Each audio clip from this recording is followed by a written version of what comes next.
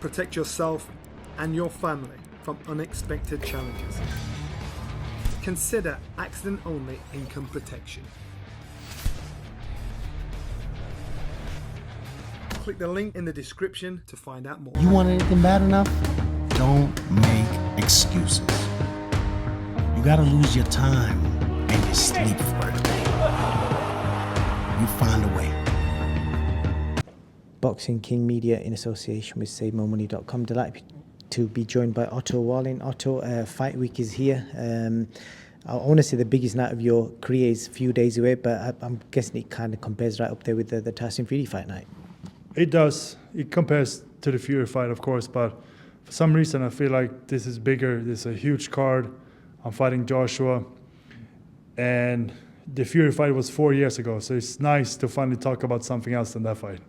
Yeah, it's crazy how your name's always associated to that fight, and finally that moment's come where you've got another big fight on the back end of that performance. But why do you think Anthony Joshua chose you as an opponent? Because he was in a position where he could have said to the GA, I want to fight X, Y, and Z, but he chose you. What's given him the confidence to pick you, do you think? I don't know. I don't know why he picked me. At first I thought it was my number 2 position with the IBF, because I could have just waited and maybe I would have got to fight Hrgovic for the IBF title. But then we got this with Joshua, so I felt like, okay, maybe he wants that number 2 spot. But then hearing other rumors that he's going to fight Wilder. So I don't know. I don't know why they took this fight. They obviously made a mistake. You guys have obviously done a lot of rounds together in the sparring, and he used you a lot for the Usyk preparation. What did you learn from that, and what do you think has he took anything away from that he may be thinking, I've got one over him? We sparred in 2016 when he was going to fight Charles Martin. So, Charles Martin fight. Yeah, so, well, he knows that I'm a good fighter and I have goodwill, a lot of hunger. So I'm sure that he's not looking past me.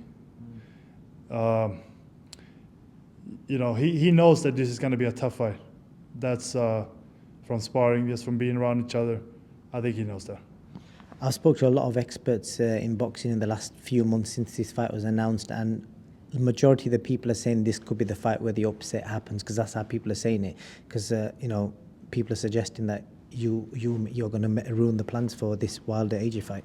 Yeah, people keep asking me about that fight, and that was supposed to be in March, on March 9th, which is 2.5 months away. I can tell everyone that fight is not going to happen. I'm sorry. I know people want to see that fight, but they made a mistake here. In the initial face-off for the press conference, AJ, there seemed quite a lot of tension between both of you.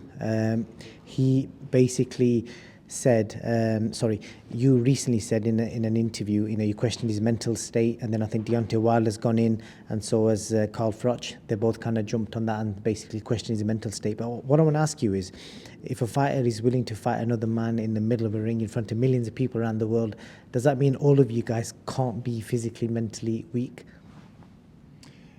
I never used those words. I think I don't think I ever said that. I don't think I ever said that he's mentally weak. I saw an interview with Eddie Hearn when he was digging into me. He said that I had said that, but I don't think I used those words. I just think that he has a lot of pressure, and to go from the top of the mountain to come down and people start criticizing you, I just feel like that's been hard for him. He knows that he's vulnerable now and that he can lose, and I think that's been hard for him. But I don't think I ever said that he's mentally weak. And you got to be pretty tough to fight, instead of in front of all those people and with all that pressure on you. You got to be pretty tough to do it. Last question, what does it mean for the people of Sweden? Obviously, it's not something you kind of class as a boxing country. You're the most famous boxer from there. What does it mean to them? I don't know if I'm the most famous. We had Ingemar Johansson. He was heavyweight world champion in 1959.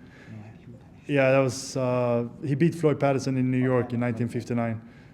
And so it's been over 60 years, and we feel like it's time now for another world champion, heavyweight world champion. We have Badou Jack. He's a multiple division world champion. So we had some very good fighters. Well, Otto, I wish you all the best, and may the best man win on Saturday night. Thank you. Thank you, brother. Have you ever been stranded on the side of a motorway with a broken down car? Like me, is that something that worries you? That's where motor breakdown insurance comes in. If your vehicle breaks down, a trained professional will be sent out to get you back on the road. Or if this is not possible within the specified time frame, to transport you to your home or to the nearest garage. You want anything bad enough? Don't make excuses. You gotta lose your time and your sleep for it.